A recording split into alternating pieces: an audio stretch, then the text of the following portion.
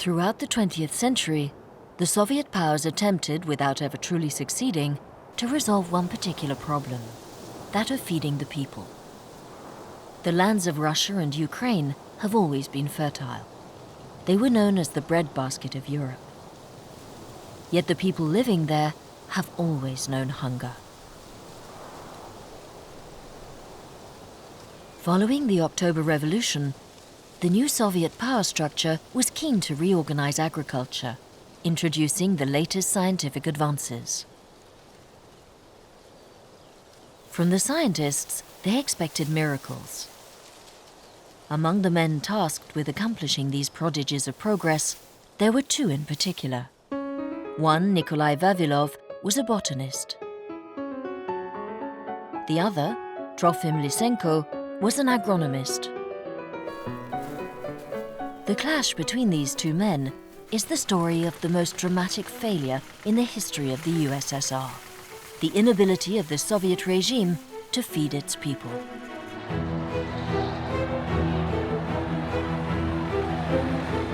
In 1917, with the country already devastated by the First World War, Russia was plunged into revolutionary chaos. Russian soldiers returned from the front not to peace, but to another conflict, a civil war.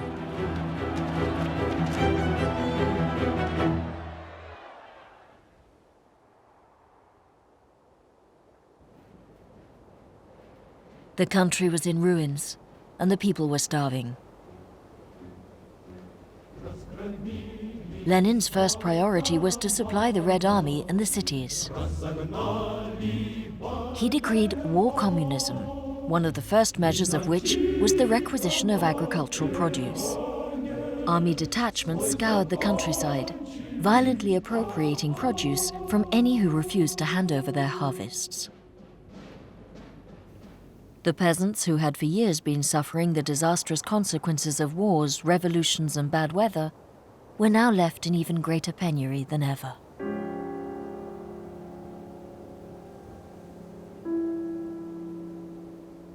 In 1921, famine gripped the country. 40 million people did not have enough to eat. It was the first great famine to affect the territory of Soviet Russia, and 5 million died as a result.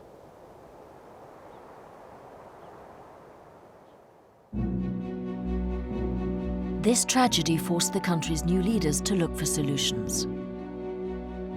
They needed to get agriculture back on its feet, the peasants working the fields again, and production to increase rapidly.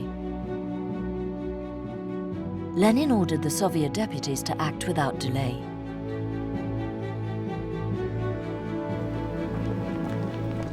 At their Congress in December 1922, they decided to create a state institute in Petrograd, which would focus on scientific research aimed at improving agricultural practices. At the time, the one scientist capable of making a success of this gigantic project was the botanist and geneticist Nikolai Vavilov.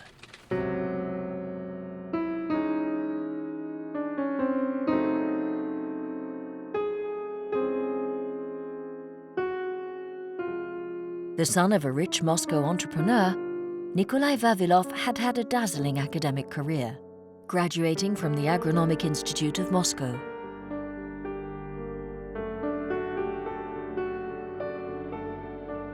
Before the outset of the First World War, at the age of 26, he spent 2 years traveling around Western Europe. He met the greatest names in biology and botany, did intern work in the most renowned laboratories, and learnt English, German, and French. Vavilov had a prodigious memory and a huge capacity for hard work. He slept little and devoted all his time to his research. His dream was to travel the whole world and study its plants.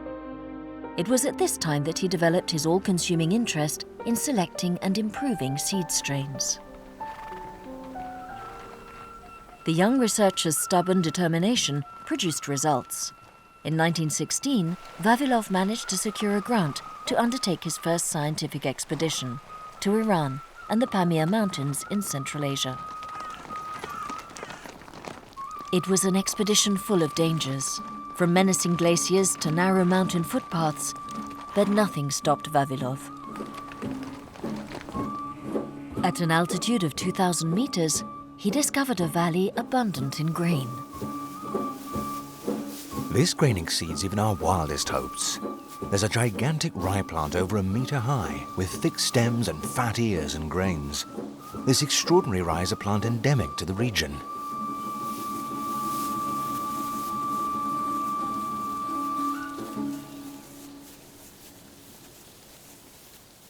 This expedition was the start of the great project which would keep Vavilov busy his whole life, the creation of a world seed bank.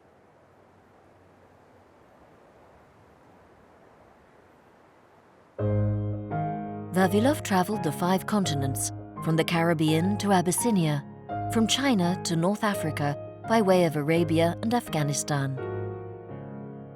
Everywhere, his interest was in understanding the history of the plants grown there and discovering their ancestral forms. Vavilov was a visionary, one of the first people to realize the importance of biological and botanical diversity in ensuring the future food security of humanity. From all around the world, he sent dozens of parcels back to Russia, parcels containing seeds and plants from wild, uncultivated zones, as well as farmland. Vavilov's collection, his world collection as he called it, consisted of tens of thousands of specimens stored in his institute in Petrograd, as well as in his experimental stations scattered throughout the country.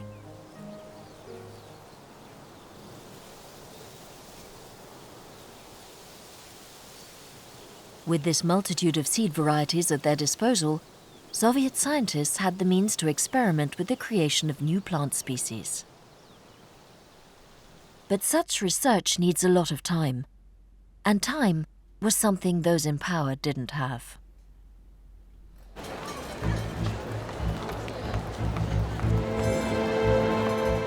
Farming in the country was in a disastrous state. Real measures were needed without delay to put the country back on its feet. In 1921, Lenin was forced to accept the failure of his war communism. He launched his new economic policy, or NEP. There was to be no more requisitioning. Land was privatized, and peasants were once more allowed to sell their produce at market. The result was an immediate increase in agricultural production.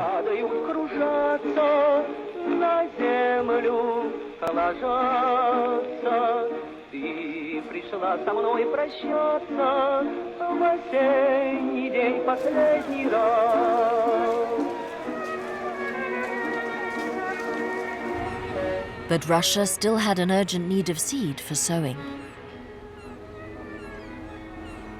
The government sent Nikolai Vavilov to the United States to buy several tons of seed from American companies, paying in gold taken from the reserves of the young Soviet state. On this trip, Vavilov visited the laboratory of the famous American geneticist Thomas Hunt Morgan. Morgan's work on chromosomes and the transmission of genetic inheritance had been exciting Vavilov for several years. As for Morgan, he considered Vavilov a brilliant young scientist. At this time, the worldwide scientific community was undergoing a veritable revolution with the emergence of genetics.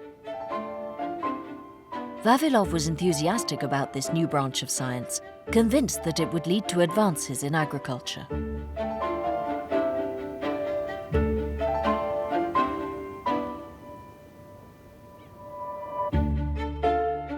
His plan was to import the geneticist's latest discoveries into Russia and apply them in the Research Institute of Plant Industry, which he ran in Petrograd.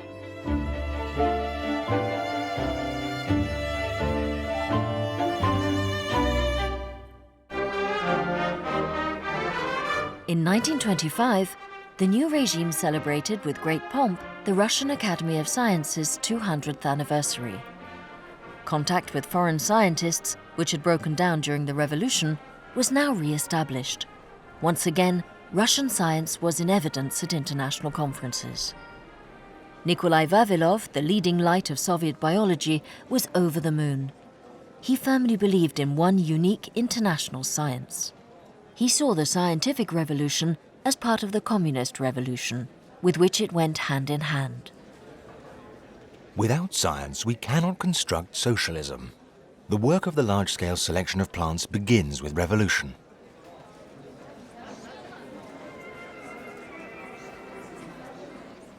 Vavilov was now the emblematic figure of Soviet science, a figure of international renown in the domain of genetic and botanical research, his work recognized by his peers throughout the world.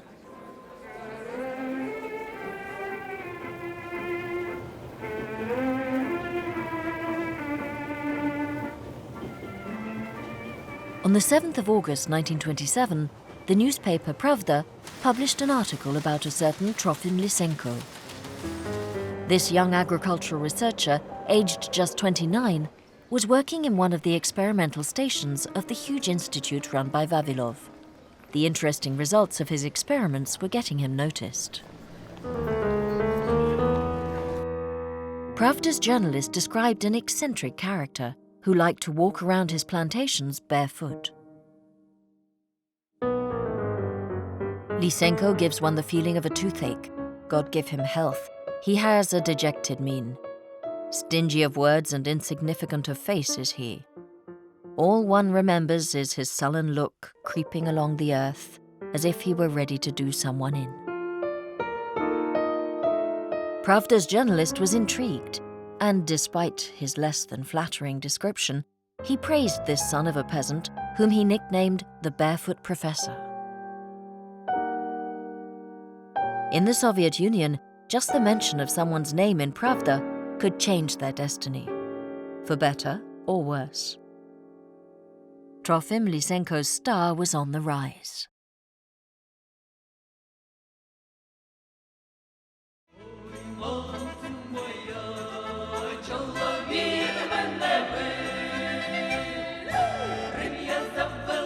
Trofim Lysenko was born in Ukraine to a family of poor peasants. He was the eldest son, and as tradition demanded, he spent his childhood helping his father in the fields. At the age of 13, he went to the village school where he learnt to read and write. While still young, Lyssenko's dream was to become an agronomist. He pursued his studies by studying horticulture and then attending the Kiev Agricultural Institute. The article in Pravda strengthened Lyssenko's confidence in his own abilities as an agricultural researcher. That same year, Lyssenko announced his first discovery, vernalization. This was a method which consisted of planting winter crops in spring. To spur the seeds to germinate, they were wettened and submitted to a cooling treatment. Lyssenko claimed that vernalization would bring about a threefold increase in harvests. Just as Lyssenko was starting to be talked about, Soviet agricultural policy was undergoing a major change. In 1929, Stalin called an end to Lenin's new economic policy and proclaimed the Great Turn. In fact, the new economic policy launched by Lenin was severely frowned on by the left-wingers in the Communist Party. It was said that Stalin's sleep was disturbed by thinking about peasants getting rich from their privatized land. He therefore launched a total forced collectivization of agriculture with the creation of kolkhoz and sovkhoz, enormous state farms intended to replace individual exploitations. Nikolai Vavilov, from his position in his institute, was enthusiastic about this development. He thought this new way of organizing agriculture would give the Russian peasants access to scientific advances. He wrote, Science, that's the driving force. Sovkhozes, kolkhozes, or whatever, our new peasants have to work the land with science.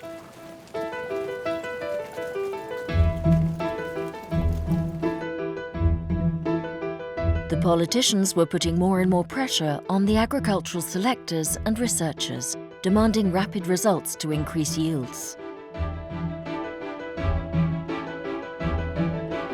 In this context, Trofim Lysenko was just the right sort of character to win over the party leaders.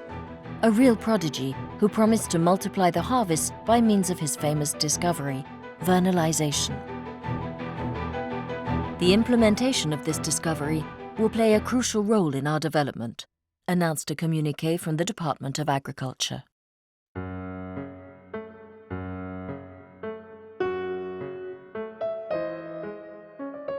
Nikolai Vavilov was interested in Lyssenko, as he was interested in any kind of experiment that could further scientific research. The young researcher impressed the academic with his energy and daring. Vavilov invited Lyssenko to give a presentation at the Pan-Soviet Congress of Geneticists and Selectors in Leningrad, attended by several foreign scientists. Lyssenko's talk was not very enthusiastically received. The geneticists present pointed out that there was nothing particularly new about vernalization. They even considered it a bit of a folk remedy, unlikely to produce results in the long term. The peasant's son felt henceforth that he wasn't welcome in the world of scientists.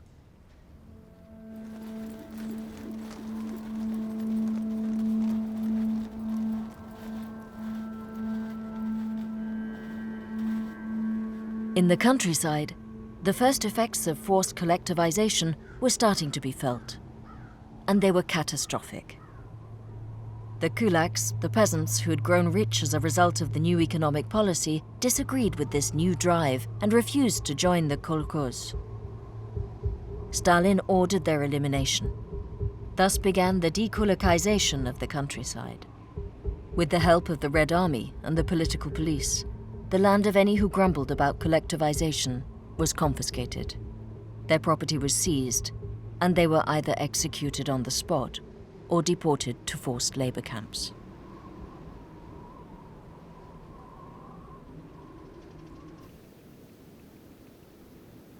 In 1932, the dreaded famine made another appearance.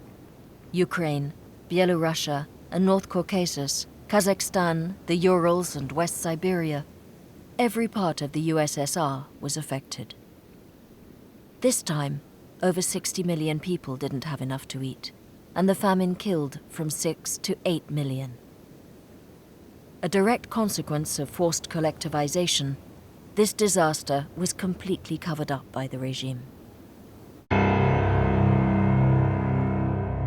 Stalin needed culprits to blame. Who failed to create seed strains resistant to bad weather? Who was unable to increase yields? As far as he was concerned, it was the fault of the scientists. A wave of arrests of biologists and agronomists followed.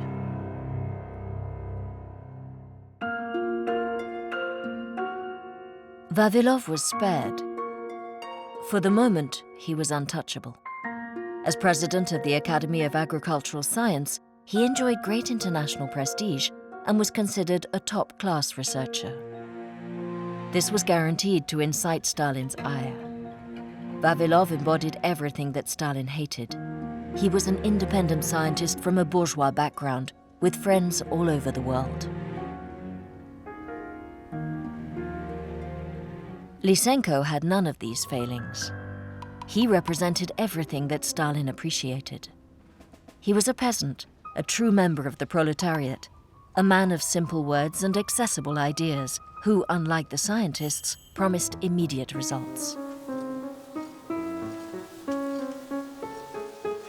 Throughout the country, they were starting to implement Lyssenko's vernalization methods, which he showed a certain genius in promoting.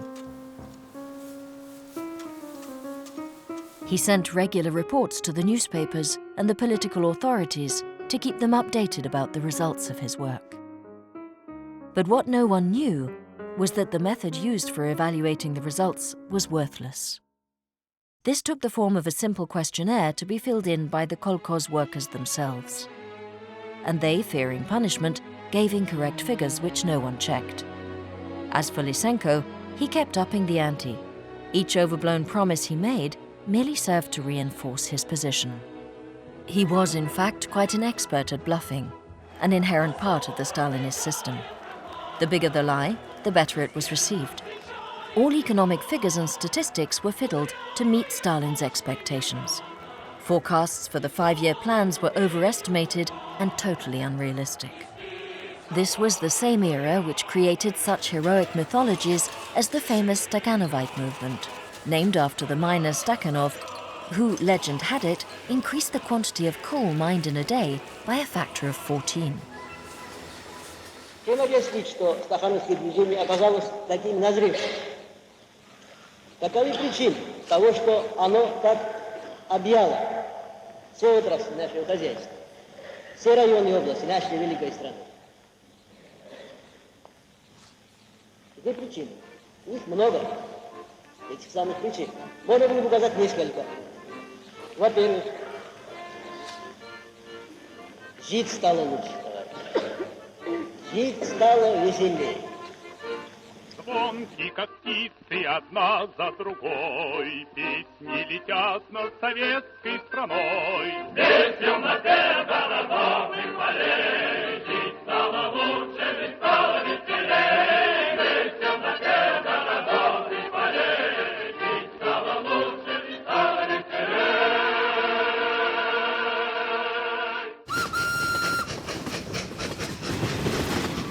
In August 1932, Nikolai Vavilov was getting ready for a trip to the United States. He was going to Ithaca, New York, for the 6th International Congress of Genetics and Selection, of which he was the vice president. Vavilov thought it would provide an excellent opportunity to promote Lyssenko's work abroad. With the approval of the Department of Agriculture, he therefore invited the agronomist to be part of the Soviet delegation. But Lyssenko refused. He didn't speak any foreign languages and didn't feel at ease in an academic environment. At the Congress, in his speech about the successes of Soviet biology, Vavilov declared that Trofim Lysenko's extraordinary discovery opens up huge and unexpected possibilities for farmers and geneticists around the world.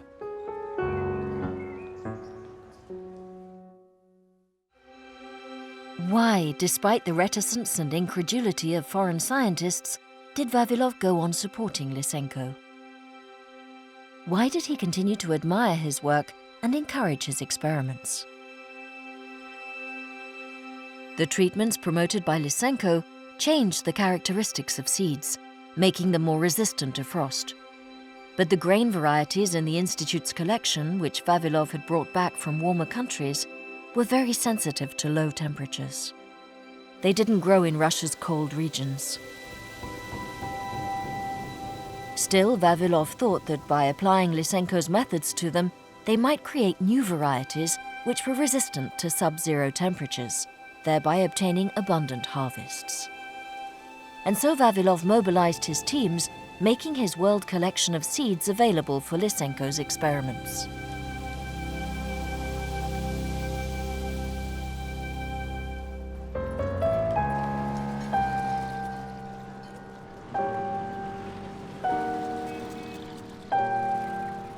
One man would propel Lyssenko's career towards new heights. His name was Isaac Present. Having originally studied law, Present now chose biology as the field in which to exercise his skills. When he met Lyssenko, he realized how beneficial this man could be to his own career, and he became both his mentor and spokesperson. Isaac Present knew that Lyssenko wouldn't go far without a solid ideological base, so he set himself the task of providing this. For Lyssenko's career to stay on course, his theories had to conform strictly to Marxist-Leninist ideology. At the same time, Stalin received a report from the secret services about several Soviet biologists and agronomists. The political stance of Nikolai Vavilov is hostile to the Communist Party and the Supreme Soviet, the report said. Within a small group, Vavilov criticizes the methods of the Soviet government, blaming it for the famines. This was one of the first reports in the Secret Services dossier on Nikolai Vavilov. a dossier which was to grow bigger over time.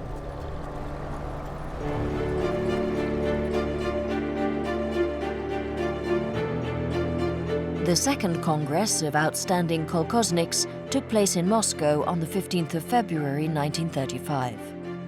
Lyssenko had been invited to speak. He stepped up to the tribune and looked at the audience. Behind him sat all the bigwigs of the Soviet regime, with Stalin in pride of place.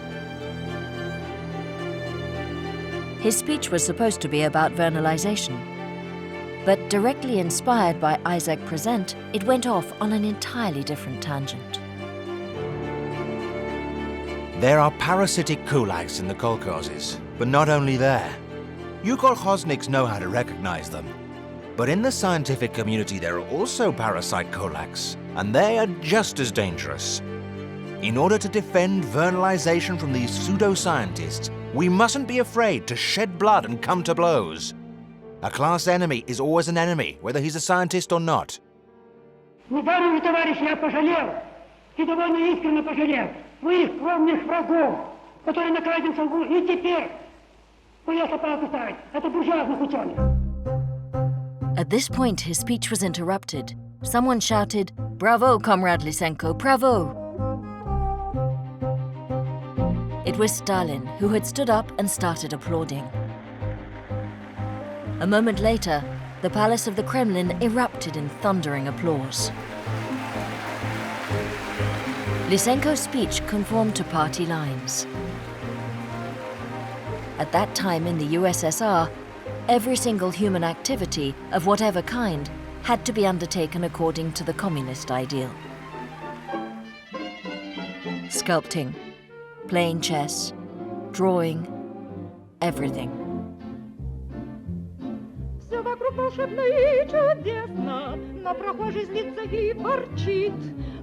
And biology was no exception. The scientific debate had become a political debate. And at the heart of this debate was the theory of heredity. How do living organisms, human beings, animals, plants, transmit their characteristics to their descendants? Is it possible to transform an individual during its lifetime, making it better, more attractive, more resistant, more obedient? And if so, how? The scholastic geneticists, the adversaries of Trofim Lysenko and Isaac Present, were categorical that organisms' characteristics are transmitted through their genes and that it is chromosomes which provide the physical support for heredity. The genes of living organisms are stable and do not change because of a modification in their environment. Lyssenko and his followers, however, rejected the existence of chromosomes. They claimed that the characteristics of living organisms change according to their environmental context, and that they transmit these changes to their descendants. This theory had no scientific basis. It was nothing more than a forced transposition of a political ideology. The advancement of a species is driven by the effort of individuals. Using this as his basis, Lyssenko dismissed genetics as a bourgeois science incompatible with Marxism-Leninism. He was defending the only true science, proletarian science. This vision of science suited Stalin perfectly. It suited his contention that the favorable environment developed in a communist society could modify the characteristics of individuals and give rise to a new man. But the theories of the scholastic geneticists stood in the way of this grandiose project, and genetics was thus deemed a reactionary discipline. From that moment on, Lyssenko and his friends would do all they could to crush it. Vavilov tried to resist, yet he refused to enter into an ideological debate, which held no interest for him. As far as he was concerned, all that mattered was the science, and it would eventually triumph over all this nonsense. But the gulf between Vavilov and Lyssenko had now grown too wide. Collaboration of any kind was henceforth out of the question.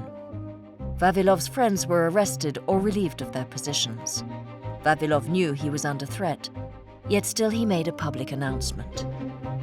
I believe the edifice of genetics is immovable because it stands on a foundation of a huge amount of precise experimentation. The only way to refute the edifice of genetics would be to oppose it with the same number of experiments of equal precision. In their absence, genetics remains. We shall go to the pyre, we shall burn, but we shall not retreat from our convictions. Оглашается приговор. Именем Союза Советских Социалистических Республик военная коллегия Верховного Суда Союза в составе председателя... It was now, in the years just before the Second World War, that Stalin's Great Terror began. Huge show trials against the enemies of the people were held in Moscow. Throughout the USSR, massive demonstrations were organized to convince the people of a vast anti-Soviet conspiracy. Враги хотели нашу молодую Советскую Республику, ее разделить на куски. Но у нас есть НКВД, который руководит первый сталинист Николай Иванович Ежов. Between 1936 and 1938, there were some 700,000 executions, while 2 million were deported to gulags. All of society was affected by these purges, and the scientific community was by no means safe. Among the hundreds of biologists, botanists, and agronomists who were persecuted were those who had taken a stance against the theory of proletarian science.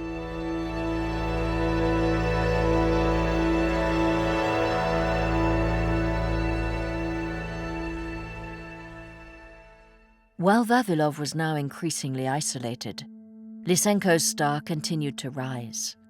He was made president of the Academy of Agricultural Science and enjoyed privileged access to the Kremlin. He convinced Stalin that Vavilov was a hindrance to socialist agriculture.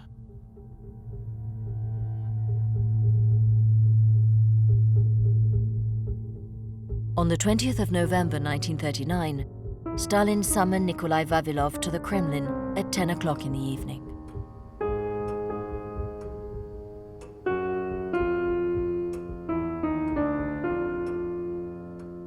He finally received him in his office at midnight. He did not offer Vavilov a seat. Comrade Vavilov, how much longer will you go on fiddling with your little flowers and such nonsense? Who is going to increase our agricultural output? Stalin asked. Vavilov tried to justify himself by explaining the huge work his institute was undertaking. Stalin paced up and down, his pipe in his hand. He interrupted Vavilov. Is that all you have to say? You can go.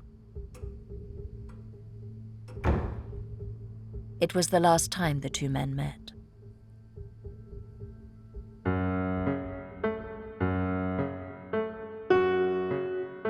1939 was the year of the German-Soviet Pact. Ribbentrop, the Reich's Minister of Foreign Affairs, traveled to Moscow to sign this non-aggression pact between the two powers. The treaty effectively divided up a sizable part of Western Europe between the USSR and Nazi Germany, allowing the Soviet Union to annex several territories, including that of West Ukraine.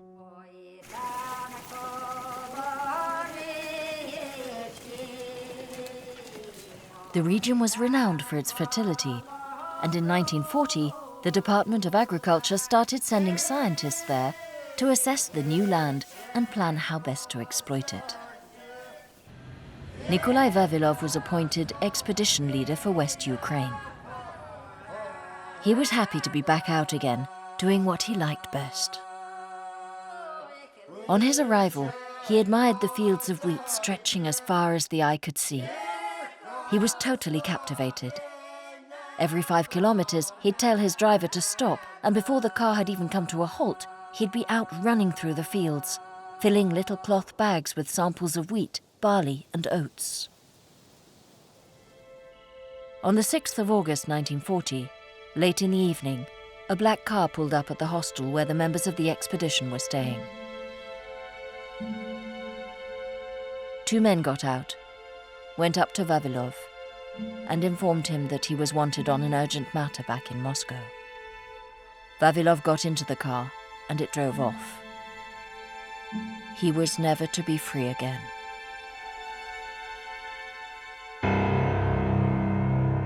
You have been arrested as an active member of an organization committed to sabotaging Soviet agriculture and as a spy in the service of foreign intelligence services.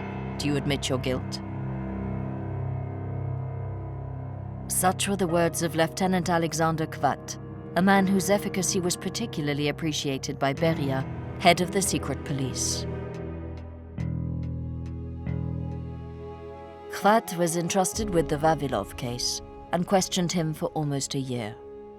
Every interrogation began with the same question. Who are you? I am the academic Vavilov. You're not an academic. You're a piece of shit, the lieutenant would reply. After 11 months, Vavilov finally cracked and confessed. The confession was, of course, total make-believe. I admit that since 1930, I have been a member of an anti-Soviet organization at the heart of the USSR's Department of Agriculture.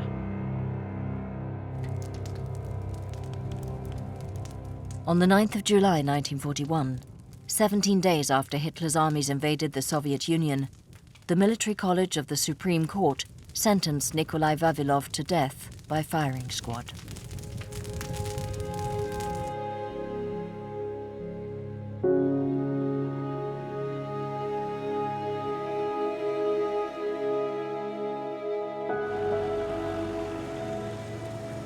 On the 14th of October, the Germans were at the gates of Moscow.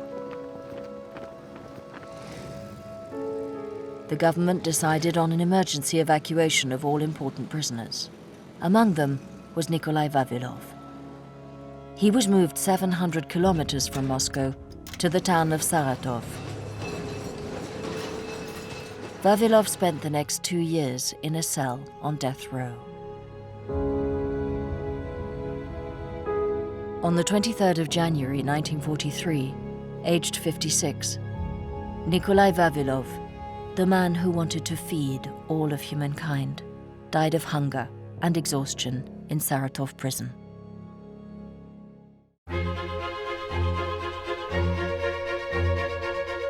The war had pushed scientific debate to the background. All energy was concentrated on defending the country. The German occupation of a vast expanse of fertile farmland made the already disastrous state of Soviet agriculture even worse. While the men were fighting at the front, women, children, and old people tried to survive on the blighted land. Resources were lacking everywhere, and famine made its reappearance, especially in the countryside. In the towns, they decided to create small private vegetable gardens, workers' allotments, to compensate for the shortages. They mainly grew potatoes. It was in such a situation that Lyssenko's talents came into their own. The agronomist revived an age-old method for growing potatoes, which consisted of replanting only the part that had chitted. In other words, the people could plant the sprout while still eating most of the potato. The method was well adapted to working small private plots of land. Lyssenko had his farming advice published in the newspapers. It was a positive measure for fighting famine, and Lyssenko's popularity grew once again. He was awarded a Hero of the Soviet Union medal, one more decoration for his chest.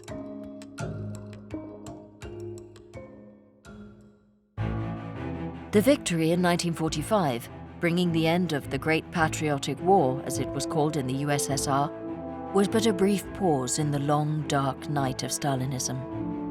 The Allies were talking to each other, and from both sides of the Iron Curtain, scientists were communicating and exchanging once again. But the foreign scientists visiting the Soviet Union started asking questions. What had happened to the great Nikolai Vavilov? No one was able to answer them. But Stalin had an idea about how to stop the Western scientists being too insistent with their inquiries. At the time, He was looking for a personality on whom he could confer the presidency of the Soviet Academy of Sciences. He decided to offer this very prestigious post to a scientist of the highest caliber, the physicist Sergei Vavilov, who was none other than the younger brother of Nikolai Vavilov. Stalin summoned him to the Kremlin. After a short preamble about his merits, he made the announcement. Comrade Vavilov, for political reasons, the Politburo has decided to offer you the post of President of the Academy of Sciences. Sergei Vavilov was caught unawares. Stalin didn't wait for an answer before going on.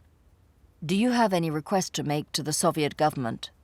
Sergei Vavilov hesitated, but then took the plunge. Comrade Stalin, I would like some news of my brother, Nikolai. Stalin picked up his telephone and after a short conversation spoke the following few words as he looked Sergei Vavilov directly in the eye. To think they did away with such a man.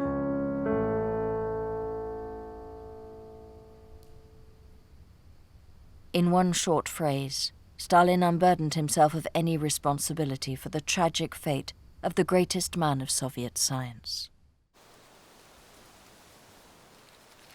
Between 1946 and 1948, famine returned, claiming over 1 million victims. Once again, the Kremlin's policies were largely to blame. Rather than distributing its harvests to the people, the USSR exported millions of tons of wheat in exchange for the industrial material needed to reconstruct the country. To bolster the Soviet Union's image in France, at a time when the communists were in government there, the USSR supplied the country with 500,000 tons of wheat. Also, as the Soviet Union settled into the Cold War, with the constant fear of another armed conflict, it stockpiled millions of tons of wheat for that eventuality.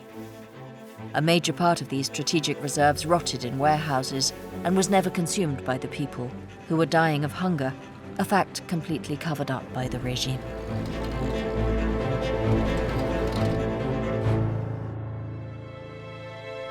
Stalin summoned Lyssenko to the Kremlin to talk about the agricultural situation. Comrade Lyssenko, I defeated fascism. It's up to you to defeat nature and feed our people. Lyssenko replied that he could solve all the problems in record time. As long as he were rid, he added, of these geneticists who were constantly groveling to the West. Comrade Stalin, genes don't exist. They're a myth invented by idealists. What exactly is a gene? Who's ever seen one, or touched one, or tasted one? Stalin knew that Lyssenko was being challenged by the defenders of genetics. He gave him the opportunity to reaffirm his authority at an extraordinary session of the Academy of Agricultural Science. On the eve of his appearance, Stalin requested to see the text of Lyssenko's speech. He reread and corrected it, adding a few wordings of his own. Where Lyssenko, for example, had written bourgeois genetics, Stalin crossed out bourgeois and replaced it with reactionary. On the 31st of July 1948, Lyssenko, like the good and zealous servant of the party that he was, presented his speech, complete with Stalin's amendments, to the Academy.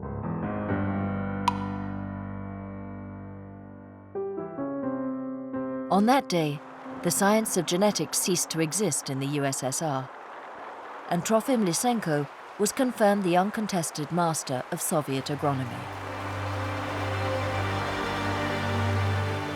1 month later, he was awarded the Order of Lenin, and his 50th birthday was celebrated with great pomp.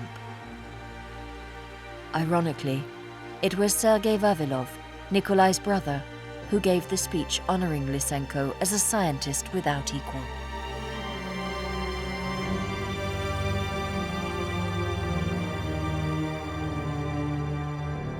But flattering speeches were not going to solve the problem which remained as crucial as ever.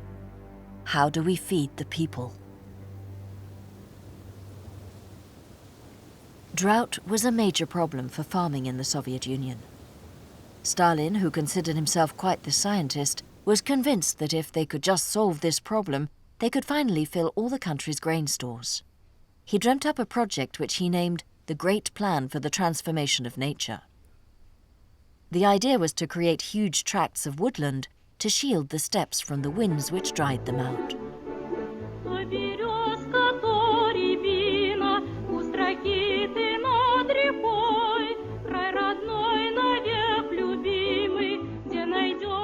It was an immense project. 120 million hectares of land were planted with trees, and tens of millions of people were mobilized to carry out Stalin's plan.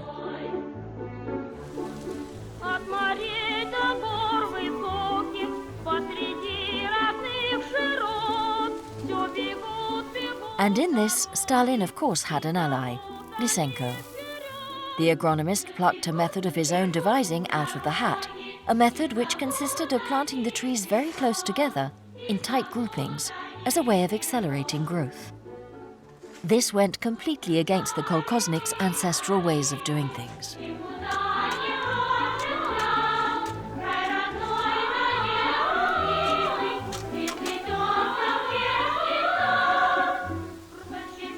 And it led to a total catastrophe. Hundreds of millions of trees simply died. Between 1948 and 1953, 2.5 times more trees were planted than during the 250 years that went before. But only 4% reached maturity, these being the ones which the kolkhozniks, ignoring Lyssenko's orders, planted and tended the old way.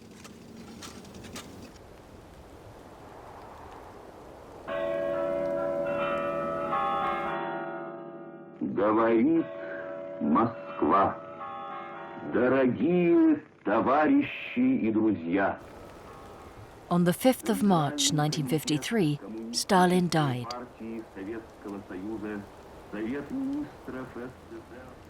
Barely had he been placed in the mausoleum next to Lenin, than the new masters in the Kremlin started questioning his agricultural policies. Less than 2 years later, when Nikita Khrushchev took sole leadership of the party and the country, there was for the first time public acknowledgement of famine in the post-war years, of the cases of cannibalism, of the shortage of cereal and the inadequate harvests. So Khrushchev, just as Stalin had done before him, dreamt up his own massive programs, attacking the vast stretches of virgin land in Kazakhstan and Siberia, and announcing that the country would now be putting all its effort into corn. "I am Mr. Corn," he was fond of telling anyone willing to listen. But this was easier said than done, for there was a cruel lack of hybrid seeds, and now that the science of genetics had been crushed, there was no one left with the necessary expertise.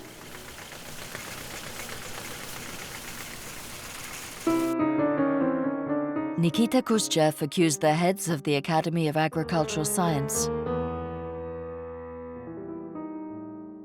Trofim Lysenko was starting to look a little unsteady on his pedestal. In April 1956, he was officially relieved of his functions as president of the Academy.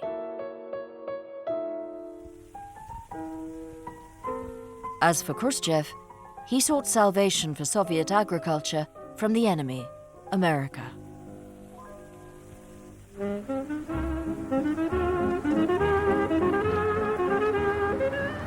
In fact, Khrushchev was fascinated by the results obtained by a certain American farmer named Roswell Gast.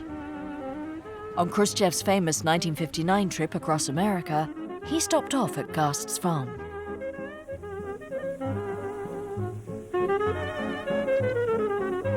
Watched by cameras from all over the world, he went into raptures about the impressive crops of the Iowan farmer, exclaiming, "Why shouldn't we be able to do the same back home?"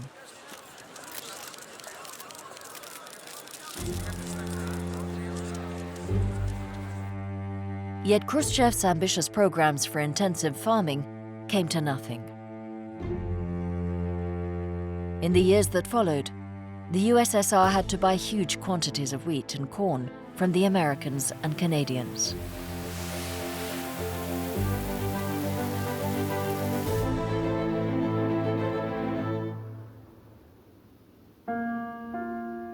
It was then that the hard-headed Trofim Lysenko, striving by any means to get back into the new regime's good books, resurfaced. He invited Khrushchev to his experimental station to show him the results of his latest discovery, a miraculous fertilizer of a totally new kind, which vastly increased cereal yield. The head of the Kremlin was impressed. Lyssenko was once again in favor in the eyes of the party. But Soviet agriculture would never get back on the road to success. Having been held back by Lyssenko's stranglehold for so many years, it could not now catch up.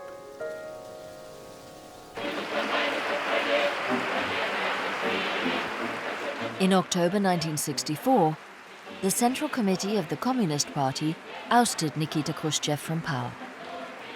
In his fall, Khrushchev dragged his allies with him, one of them being Trofim Lysenko.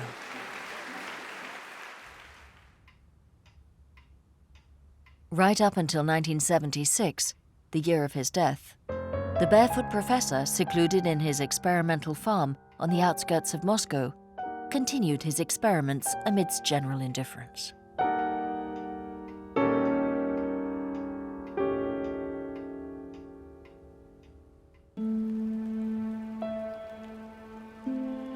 During the Second World War, as Nikolai Vavilov was dying of hunger in Saratov prison, the city of Leningrad underwent a terrible siege.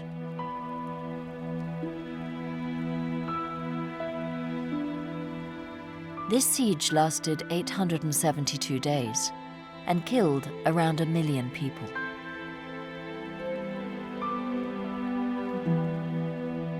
In St. Isaac's Square, the Institute of Plant Industry, created by Vavilov, stored several tons of seeds, nuts and tubers, which the botanist had gathered on his expeditions around the world.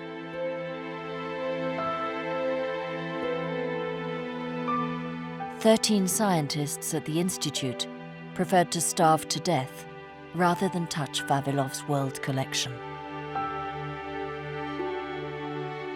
Today, this magnificent seed bank numbers more than 325,000 plant specimens. It's a treasure trove of biodiversity, with which Nikolai Vavilov dreamt of one day feeding humankind.